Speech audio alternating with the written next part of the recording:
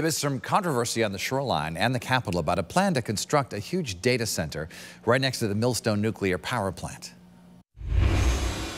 And with me now is Tom Quinn from NE Edge. And Mr. Quinn, good to see you here on the program. Thank you for having me. So many people have read about the project, particularly the locals, but explain to us just in a nutshell what this is all about.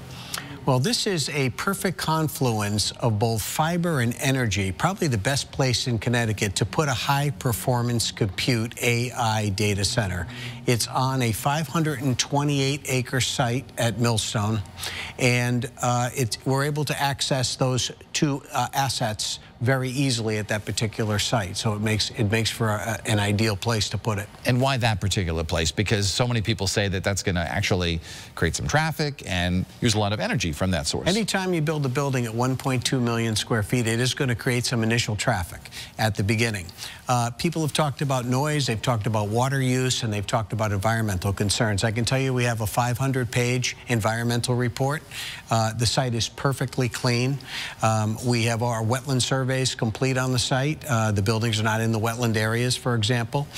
Water use is going to be, and there's been a lot of talk about water use, you know, because people read online about the Tennessee Valley Authority and millions of gallons. We're using no water except sanitary purposes within the building. This is an air-conditioned building, so we won't have any of that.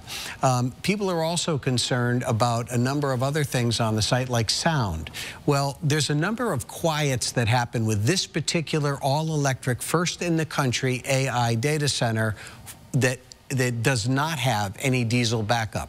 So there are no diesels, which makes it very, very quiet. The second thing is the air handlers are put inside the building, not outside the building, which is another huge quiet. So the average Connecticut person says, how do I benefit from this? And what's the answer? So it's a great question. So the first way they benefit is about half of Millstone's power is sold out of state on contract.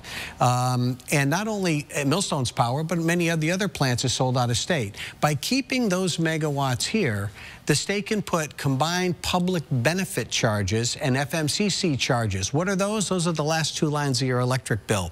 Those combined charges over the course of our contract is a benefit to Connecticut to over $1 billion.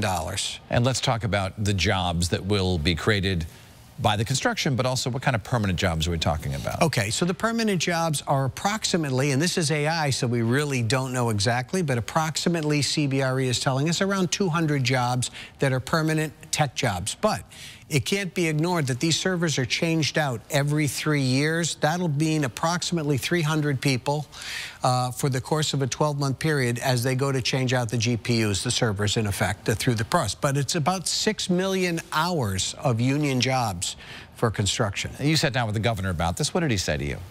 The governor has concerns about the grid itself. So there's some grid facts that we should talk about. 52% of the grid during the winter goes unsold and unused at peak capacity. In the summer, that number is 25% at peak capacity. It's also important, if people want to look up the ISO New England report from March 1st, 2024, go to page 40, and 40 and beyond, and you'll see generation assets coming on.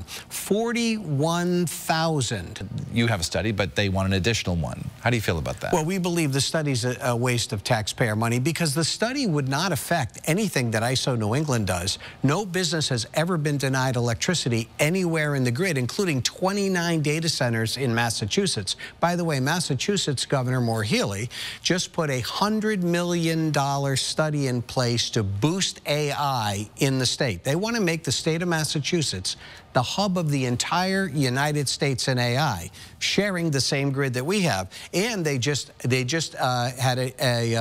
she just announced a $1.23 billion IT infrastructure upgrade for the state. Massachusetts is all in here. This is a tremendous economic development project for the state of Massachusetts, and we need to get on board with this. And in your judgment, if we don't get on board with it, if it does fail and does not happen, what's the loss to the state?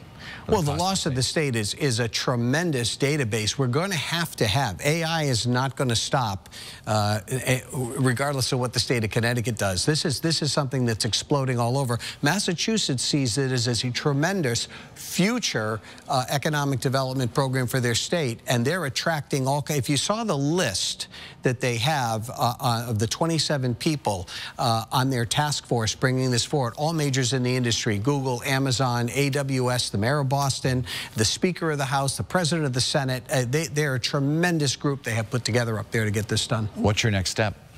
The next step is to continue working on the permitting, to inform the public, to work with the state on certain permitting aspects of the project, and begin to move the project forward. But the timing is right for this project. This is an excellent location for the project.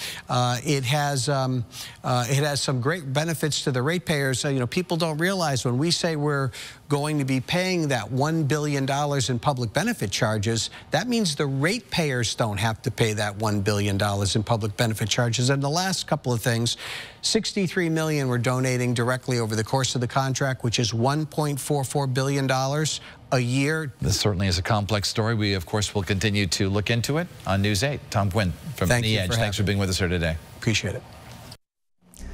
More Yukon celebrations when we come back.